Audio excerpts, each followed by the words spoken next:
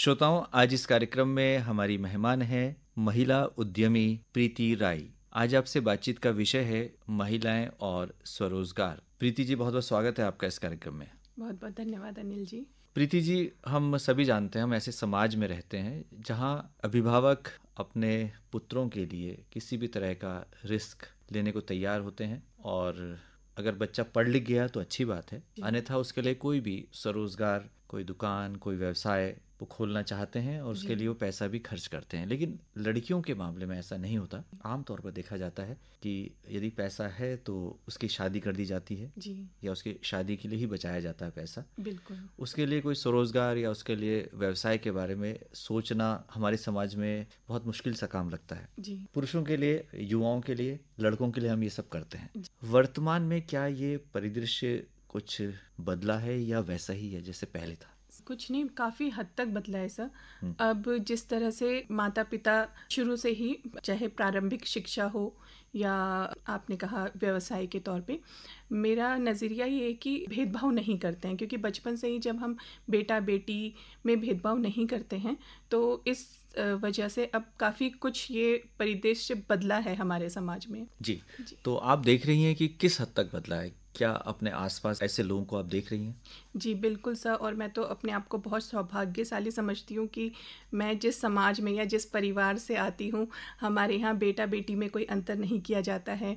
जैसे प्रारंभिक शिक्षा से ही एक ही स्कूल में हमें डाला गया, ऐसा नहीं है कि आप गर्ल्स स्कूल में या गवर्नमेंट स्कूल में जाइए, बॉयज़ प्राइवेट स्कूल में या उनको कॉन्वेंट एजुकेशन दी जाए, इस तरह से कुछ नहीं है। और दूसरी बात ये कि हमारे आसपास दोनों को बराबर मौका दिया जाता है। अगर आप पढ़ाई में अच्छे हैं, आप आगे बढ़िए। अगर आपको नौकरी में आगे जाना है, आपको जो भी जिसमें भी आप अच्छा कर सकते हैं, आप उसमें जाइए। और अगर आपको खुद का कुछ इंटरेस्ट है, खुद का कुछ व्यवसाय शुरू करना है, तो उसमें भी हमें पूरा सहयोग दिया जाता है सर। वर्तमान जो समय है इसमें कौशल विकास पर बहुत जोर दिया जा रहा है। प्रधानमंत्री जी की खासी निगाह है इस पर, और उनका जो लक्ष्य है वो ये है कि प्रत्येक युवा के हाथ में स्वरोजगार हो या रोजगार हो। जब हम स्वरोजगार को अपनाते हैं तो हम कई लोगों को रोजगार दे सकते हैं। यदि हम वर्तमान दौर की बात करें तो वो कौन से ऐसे व्यवसाय हैं जिनको कोई महिला अपना सकती है, अपना स्वरोजगार आरंभ कर सकती है? सर काफ़ी सारे व्यवसाय हैं, और जहाँ पे जिनको कुछ करने की इच्छा होती है उनको तो मतलब खुद ब खुद राह खुलती जाती हैं। सबसे पहले तो एक होती है कि आपका खुद का पैशन क्या है, आपको क्या चीज़ में इंटरेस्ट है। जैसे पहले हम लोगों का ये होता था कि आपको पढ़ाई करके अच्छी नौकरी में जाना है या आपको गवर्नमेंट जॉब में जाना है, तो हम लोग जो ये सिलाई कढ़ाई है या खाना बनाने की कला है, इसको सिर्फ व्यक्तिगत तौर पर ही रखते थे कि ठीक है, ये हमारे दैनिक जीवन यापन में काम आएगा। लेकिन आजकल हम देख रहे हैं कि लोग, काफ़ी सारे लोग इंजीनियरिंग करने के बाद, मैंने तो 2-3 ऐसे एग्जाम्पल देखे हैं कि मेडिकल के एग्ज़ाम, मतलब मेडिकल की पढ़ाई करने के बाद वो वापस से अपना जो उनका बचपन का इंटरेस्ट था, आर्ट, पेंटिंग करना या स्टिचिंग करना, तो उस तरह की कलाओं में वो अपना खुद का व्यवसाय शुरू कर रहे हैं। और जैसे शुरुआत में तो हम खुद के लिए करते हैं, खुद की हॉबी के लिए करते हैं, बट धीरे धीरे जिस तरह से हमारा काम बढ़ता जाता है तो हम अपने साथ और लोगों को भी जोड़ सकते हैं। तो जैसे शुरू में मैं और मेरी बहन ने अकेले ये काम शुरू किया था, मेरी सिस्टर ने, फिर मैं उसके साथ जुड़ी। अब हमारे साथ 4-5 महिलाएं जुड़ी हैं। तो इसी तरह से जब आप कुछ करने के लिए आगे बढ़ते हैं तो आपके साथ और भी कई सारे लोग जुड़ते चले जाते हैं सर। आपने व्यवसाय की बात की, तो वो कौन सा व्यवसाय था जो आपने आरंभ किया? सर हमने तो, मेरी बहन को मोमबत्तियों से बहुत प्यार था। तरह तरह की खुशबूदार मोमबत्तियां देख के वो बहुत आकर्षित होती थी, तो मोमबत्ती बनाना उन्होंने शुरू किया। तो मूलतः हम तो मोमबत्ती का व्यवसाय करते हैं। उसके अलावा जैसे मेरा पर्सनल इंटरेस्ट पेड़ पौधों में बहुत है, तो धीरे धीरे जैसे मैंने इंडोर प्लांट्स मेरे घर में होते थे तो सब लोग अप्रिशिएट करते थे, कुछ खुद ब खुद ले जा लेते थे, फिर कुछ को हम गिफ्ट करते थे। तो इस तरह से अब साइड बाय साइड हम लोगों का इंडोर प्लांट्स का, उसके साथ फिर प्लांटर्स का, तो इस तरह से हमने उसमें और आगे अपना एडिशन किया है सर। जी, तो आपने शुरुआत की मोमबत्तियों से और उसके बाद आपने प्लांट्स भी बेचने शुरू की। जी नर्सरी आपने सर, तैयार बिल्कुल। की। इसके अलावा कौन से ऐसे व्यवसाय हैं जो महिलाएं बहुत आसानी से कर सकती हैं, जो उनकी रुचि का भी हिस्सा हो और उसमें कुछ आमदनी भी हो? जी बिल्कुल सर, जैसे हम पहाड़ में देखते हैं महिलाएं स्वेटर बुनने का, और उनमें बहुत सा टैलेंट भी होता है ना। तो मैंने देखा है हमारे आसपास महिलाएं स्वेटर बुन के, और हमारी पहाड़ों के जो ये मोटे अनाज हैं जिनको पहले हम नेगलेक्ट करते थे, अब तो सरकार भी उसको प्रमोट कर रही है। तो जो पहाड़ी उत्पाद हैं इनको बेचकर, और जैसे हमारी अपनी कल्चर में आता है एपन आर्ट, है ना। पहले हम घर में सिर्फ अपने मंदिरों में, आंगनों में एपन बनाते थे एक रिवाज की तरह से, लेकिन अब उसी को तरह तरह से अलग अलग रूप देके, डिज़ाइन देके इसका काफ़ी बड़ा एक मार्केट तैयार हो गया है। तो जिनको चाहा है वो चाहा कुछ भी कर सकते हैं सर। जी, आपने कहा कि मोटे अनाज, जी मोटे अनाजों का वर्ष मनाया जा रहा है, बिल्कुल international sir. Year of millets, जी और इसको बहुत ही व्यापक रूप से मनाया जा रहा है और भारत पूरे विश्व में इसका नेतृत्व कर रहा है। जी हम लगातार देख रहे हैं कि ऐसे मेले आयोजित किए जा रहे हैं जी जिसमें मोटे अनाजों को बहुत सुंदर पैकिंग के साथ जी एक उत्पाद के रूप में बेचा जा रहा है, वैल्यू एडिशन करके। बिल्कुल बिल्कुल। तो आप भी मानती हैं कि अगर किसी चीज़ को हम सुंदर ढंग से प्रस्तुत करते हैं, जी उसकी जी पैकेज अच्छे ढंग से किया जाता है, तो उसका मूल्य स्वतः ही बढ़ जाता है? जी जी, पैकेजिंग तो मैटर करता ही है सर। लेकिन जैसे पहले हम मोटे अनाज घर पे खाते तो थे, लेकिन शायद हमें उसकी उतनी उपयोगिता या महत्वता नहीं पता थी। लेकिन अब जिस तरह से उसकी महत्वता को हमें लोगों को बताते हैं, है ना। और सिर्फ उसमें अलग मतलब जैसे मान लीजिए दलिया है, तो पहले दलिया बच्चों को सिर्फ बना के दिया जाता, लेकिन आजकल इतने हमारे शेफ़ हैं उसको अलग अलग तरीके से आप कहें या अलग अलग डिशेस की तरह प्रेजेंट कर रहे हैं। तो जिस तरह से उसमें अलग अलग प्रकार या उसकी पैकेजिंग भी, आप जैसे कह रहे हैं, पैकेजिंग बहुत महत्व रखता है सब। जब तक उसको देख के आकर्षित नहीं होंगे तो शायद आपके पास खरीदने नहीं आएंगे।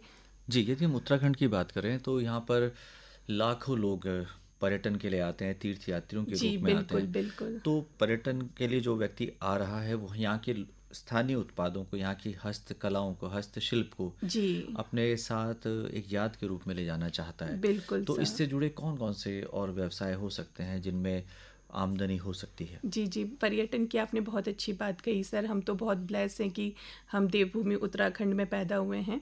तो जैसे आप देख रहे हैं कि कई सारे होम स्टे भी तैयार किए गए हैं, ये भी एक बहुत व्यवसाय का एक बहुत बड़ा साधन है। पहले लोग अपने घरों से पलायन कर रहे थे, सब अपने गाँवों से पलायन कर रहे थे, लेकिन आजकल मैं सोशल मीडिया में देखती हूँ बहुत सारे ऐसे लोग हैं जो बाहर से वापस आके अपने जो गाँव में जो घर उनके खंडर हो गए थे उसको रिनोवेट करके उन्होंने होम स्टे का रूप दिया है। तो ये भी एक व्यवसाय का बहुत अच्छा जरिया है। उसके अलावा जो भी हमारे पहाड़ी उत्पाद होते हैं, जो भी मोटे अनाज हैं उनको, और जो हमारी हस्तकला है, जैसे हमारे गांव की महिलाएं, हमारी पहाड़ों की महिलाएं रिंगाल के बहुत सुंदर सुंदर टोकरियां बनाती हैं, और अब तो उसमें काफ़ी वैरायटीज़ आ गई हैं, जैसे बैग बनाना, टेबल मैट बनाना, काफ़ी कुछ उसमें बनाते हैं। इवन बैम्बू के काफ़ी सारे उत्पाद मैंने देखे हैं, टेबल लैम्प की तरह, या बहुत सुंदर सुंदर चीज़ें।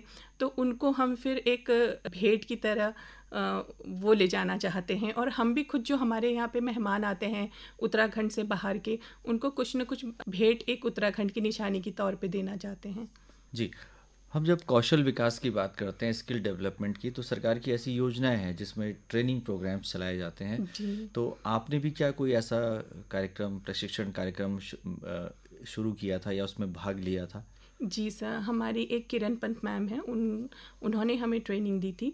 और अब जैसे बहुत सारे स्वयं सहायता समूह हैं, उनको ट्रेनिंग देने के लिए कई सारे जगह से हमें बुलाया जाता है। तो हम जितना हो सकता है उतनी कोशिश करते हैं जो अपना व्यक्तिगत एक्सपीरियंस उनके साथ बांटने के लिए। जी, जब स्वरोजगार की बात करते हैं, क्योंकि जी आपने भी एक छोटी शुरुआत की थी और आप एक बड़े मुकाम पर हैं, जी हम जानना चाहते हैं कि इसमें रिस्क लेना कितना ज़रूरी है? सर देखिए, अगर आप इसको बिजनेस की तरह से ही शुरू करना चाहते हैं कि ये आपका मेन जीविकापार्जन का साधन है ना, ये आपका ब्रेड अर्निंग व्यवसाय है, तो तब तो आपका रिस्क लेना, ऑब्वियसली रिस्क लेना बनता है। क्योंकि आप जो भी अपनी इन्वेस्टमेंट लगा रहे हैं, सबसे बड़ी बात है कि आप अपना टाइम, अपनी एनर्जी उसमें लगा रहे हैं, और अगर उसमें आपको सक्सेस नहीं मिलती है तो आगे जाके आपको कहीं ना कहीं निराशा हाथ लगेगी। लेकिन अगर आप ये सोचेंगे, समय देंगे उस चीज़ को, पेशेंस रखेंगे, सब इन्वेस्टमेंट तो है ही, उसके अलावा पेशेंस भी एक बहुत बड़ा रोल प्ले करता है, मतलब कोई भी बिज़नेस उसमें करने के लिए। क्योंकि सर किसी भी चीज़ को इस्टेब्लिश होने में या मार्केट में अपनी एक पहचान बनाने में थोड़ा टाइम लगता है। मैंने बहुत सारे लोगों को देखा है कि बहुत जोश के साथ शुरू करते हैं, बट फिर महीने 6 महीने में हताश होकर वो काम बंद कर देते हैं।